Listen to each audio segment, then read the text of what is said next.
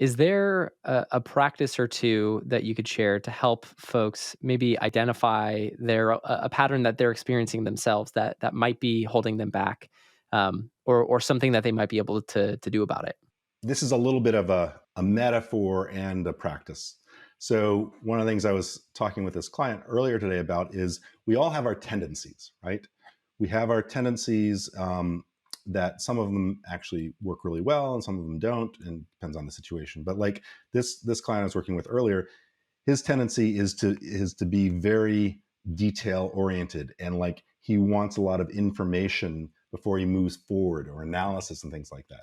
And so I kind of like, I do with my arm this little like scale here. Like if you're on one side, where you want a lot of details before you move forward, or the other extreme over here is, hey, I just go with my gut, I don't really care about the details, it's like I hear something and I know what to do.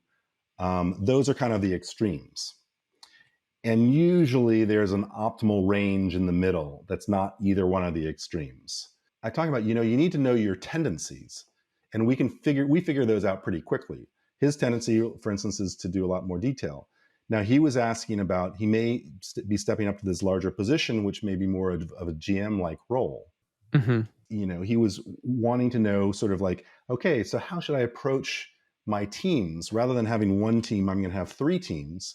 How do I approach the teams and getting them to execute on things and things like that? And we talked about some general things about going higher level, a higher level altitude of the objectives to set and things like that. But in that specific case, we were saying, look, you're comfortable with a lot more detail. You know that you don't want to, at a high level, dictate how everybody does everything. You don't want to tell them how to do it.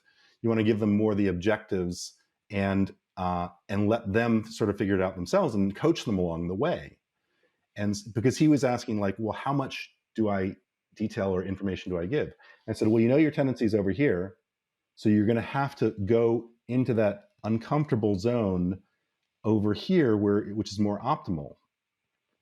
But you actually have to go beyond that to the other side, where you're starting to get signals like, from the other side, like, well, why did you make that decision so quickly? Why didn't you analyze it more, or whatever?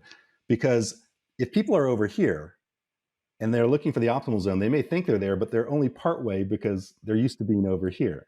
So the only way to really know if you've gotten to that optimal zone is to go past it and then back off a little bit. And so I said, you just have to run experiments with yourself, and see and feel into that, and find those places where you give the right amount of information. And that was just kind of a practice that he was like, okay, that's really interesting. It's a interesting way of thinking. There is one more thing about this, which is going into your uncomfortable place, sort of out of your comfort zone. So this is an image that I came up with. It's not my own, but there's sort of the idea of getting out of your comfort zone, and then there's Kara Dweck from Stanford. She wrote a book on mindset, growth mindset and fixed mindset, that a lot of people have really loved. She's done some great work, and I kind of combined those two in this image. It was something that I did for an entrepreneur course that I was teaching, and I found it turns out it comes up a lot in my coaching too. And I found like, oh wow, this is a really great image for people to see. So if you look at this is what I was showing him earlier, is, the middle is the comfort zone, and the red outside, that's the yellow, the red outside is the stress zone. And in between is that growth zone. So the stress zone, pretty easy to recognize. You might be in that fear or panic, or at least anxiety state. You might be in that fight, flight, freeze thing. You don't want to go there because it's very hard to be creative and solution oriented in that, right? But your comfort zone also isn't the best place to be either. And this is where sort of the mindset comes in. If you're in your stress zone, it's pretty easy to see how you might be in a fixed mindset. Like, how do I get out of this? How do I survive? But when you're in your comfort zone, you're also in a fixed mindset. You're kind of in that, okay, this is the way I do it. This is just the way I know how to do it, and I'm going to do it again. The growth zone and the growth mindset is in between. And by definition, it is uncomfortable because it's out of your comfort zone. Huh. So in that growth zone, there's stress or tension, but it's creative tension, not like stress like I need to survive in the red zone. So the thing I talked about with him and with many clients is that you need to get comfortable being uncomfortable. You need to realize that when you're feeling uncomfortable, it's actually something's right rather than something's wrong. And if you keep going into that growth zone over and over again, you can actually expand it. That green area can expand and the red area can contract. So you increase your window of tolerance for being uncomfortable, but also for growth. So that's kind of like when you're doing these tendencies, you have to go into a place where you're uncomfortable to grow. Well, understanding the pendulum and the change really resonates with me. Um, I mean, most of my metaphors right now probably connect to the wedding planning that we're doing because it's very easy to fall into the stress zone because any of the logistics around a big, and I think people can identify for any huge, massive project or program. There's very, I think, easy to fall into the growth zone of fear, panic, anxiety if you're managing a really big program, complex thing. How do you shift from the stress zone to the growth zone? Is there a practice that you found to be really effective? I'm also selfishly asking because of going into a high stress period for the wedding. I imagine it's very directly transferable, especially even if somebody is listening and is like, "Oh, I want to apply this to my team," and the crazy stuff going on for us. Yeah. Well, so this is where some of the neuroscience comes back in, right? What happens actually when we go into that stress zone or the high stress zone is, sometimes they call it the amygdala hijack.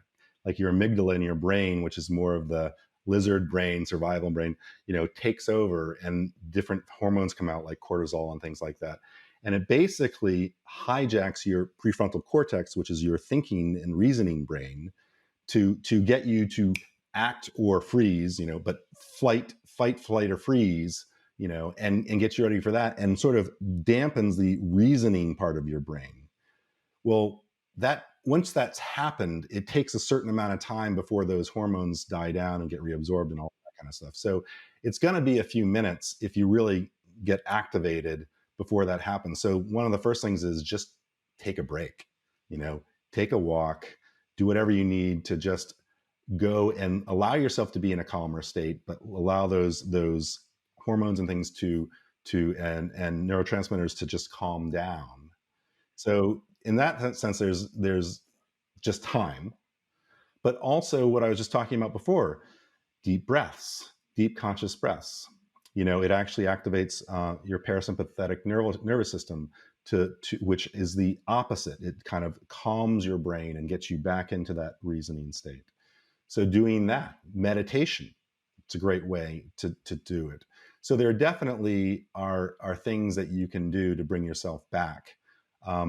But sometimes it's just like, hey, you know what? You just have to say to someone, "Give me a few minutes. I need to take a walk." This is just, I can't continue this conversation right now because you're literally not in the state of mind that you can continue.